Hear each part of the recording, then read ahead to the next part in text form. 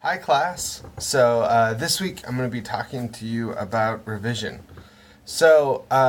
When we think about revision, I think it might be kind of difficult to understand how to do it and why it's so important.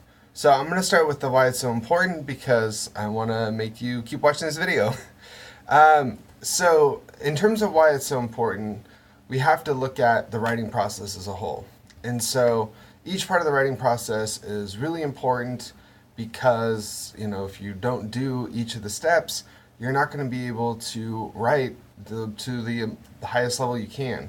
So, when we start the writing process, we normally think of it as brainstorming. I call this stage pre writing, same difference. The whole point here is that you are planning for the writing, okay? Now, pre-writing takes many different forms. There's brainstorming where, you put your idea in the middle and then kind of do like the little cloudy chart things, the circle charts. That's a great way for some people. Others make outlines. Others free write. We just, write something, just don't even think about it. I like to do outlines, and I actually like to, it sounds weird, daydream, where I'll just kind of take time to, like listen to some music or relax, be by myself, or while I'm sitting in traffic, just to kind of think about what I'm gonna do. Like, what's it gonna look like? What am I going to write about? And just kind of work through in my head, like, okay, this is what this could be, and all sorts of things, and basically kind of make the outline. And I try to remember it as much as I can. That's why it's good to have like a piece of paper handy to kind of if you're doing something like this, because if you don't, you're gonna forget it.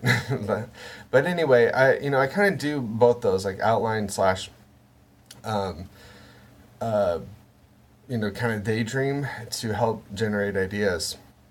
There's other useful things too. I think pre-writing could include talking to people. One of the things I always like to do before I write something is to kind of make a pitch, like a 30-second, like how can I explain this thing in 30 seconds? And I'll share that with my wife or, some of my friends who are writers too. And if that doesn't really grab their attention in that 30 seconds, I know I have to either go back to the drawing board or maybe move on to something else in some cases, because if that 30-second little synopsis of the thing I'm about to write isn't interesting to them, well, the whole big thing is not going to be interesting either. So there's many different forms of pre-writing. There's this whole things you could do. The thing I would just suggest is to pick something that works for you and actually do it each time you write. I think that's the difficult thing is to find the discipline to find a pre-writing strategy that works for you. So obviously, moving on, writing. So in terms of writing, I always write in the morning. That's when I write. That's when I'm most effective. Have some coffee, then I start to write. Because I have a 3.5-year-old, I have to do this very early in the morning. I usually wake up around 4, and I make some coffee, and then I write for. I don't put a time limit on it. I do it by word count, and I try to write at least 500 words per day, which doesn't sound like a lot, but it can. It's it's hard sometimes. So that takes me anywhere from an hour, hour and a half, maybe 2 hours. If I'm really banging my head against the wall. Um, so that you just got to find a time that works for you, and I would be consistent. If you make it a routine, a habit, it won't be so hard, and you're gonna get those reps. You'll be like that person who goes to the gym every day. Now, the last stage is revising. So the reason why revising is so important is that this is where you are totally sculpting the material. So when you come to the revision process, you have this lump of clay. Think of it like a film. When a director is done filming a movie, they have all this footage, right? Back in the day, they would have literal film. Now they have like all these files, like of different takes, and so that it's the editor's job and the director's job to assemble this together, to cut stuff, to rearrange stuff. For example, one of my favorite movies, of course, back here, Star Wars: A New Hope, was totally recut and saved in the editing process. George Lucas showed it to some of his friends at a screening that included Coppola, I believe, Spielberg, and De Palma. They, all of them but Spielberg at that screening, thought, you have a hot mess on your hands. What are you going to do with this? And he went back to the editing room and totally recut stuff, rearranged stuff. And evidently his wife at the time helped him a lot too, like rearranging stuff and cutting stuff. Like there's whole big subplots in the beginning. And so basically their job was to create more conflict and tension in the story. But that movie, it was basically saved in the editing process. That, when it was originally assembled as it was sort of on the page, nobody really thought it was a good film, and it wasn't until the editing process that they really honed the material. And so that's what you can do, is to totally revamp and redo everything and rearrange stuff. When I edit, I try to cut out at least 60% of the material that I have. I really go back to that phrase, kill your darlings. If you haven't heard that before, that's a editing phrase. And so the idea for me is like, I want to cut all the stuff that I can to make it, as concise and interesting as possible. And that also sometimes rearranging stuff and switching the order and things like that. And so the reason why editing is so important, or revising is so important, is that this is the last step before it gets out into the world.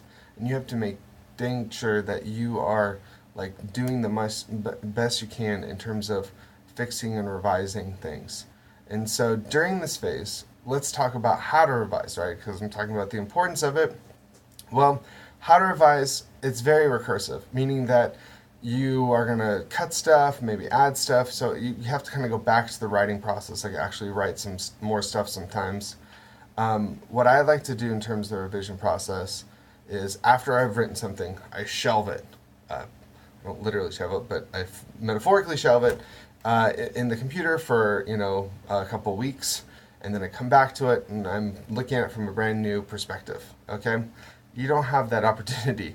But what I would try to do is write as quickly as possible so that when you give yourself a day or two, even, like it will help you kind of come at it from a new angle.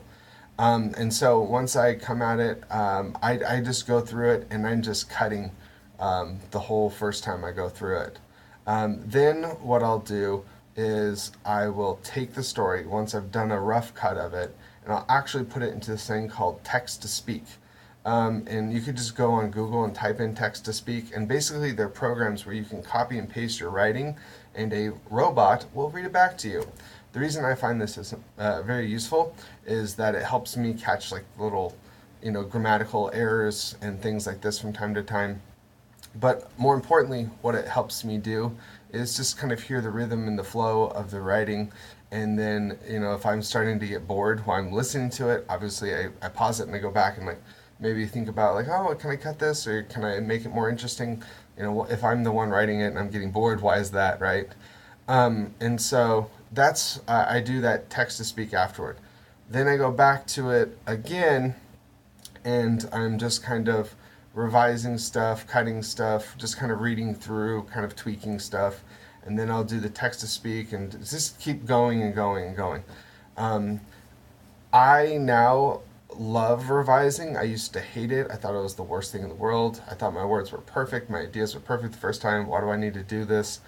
But now I love the revision process, and I actually enjoy kind of going through it, because it's really, just kind of really crafting something rather than just sort of creating this big blob, right? But it's really daunting. And so the main thing I would say for you is to have someone else read it too. Like I said, I actually work with an editor for my writing, but you don't need a professional editor to work with. You can, just give it to a family member or me, or that we have the writing center too. And just getting another person's feedback as you're kind of going through it, I think will really help. Because, like I said, all that stuff I was mentioning before was like on my own. But once I feel like I'm done, that's when I give it to someone else, which can be a long time. And then once I get it back from that someone else, I do it again and again and again, and then hopefully I'll have another person. Um, After that first, my editor reads it, maybe I'll give it to my wife and then see if I should send it back to him or not. But anyway, the point of it being is revision, like all parts of the writing process, is highly personal. There's no one size fits all. The only thing is you have to do it. You can't just be like, well, I don't like revision. I don't need revision. That's the one part of the writing process I don't like. No, you got to do it. And that's the one thing I think you all should just kind of take away from this week is that each part of the writing process is highly personal to that specific person, but we all have to do it.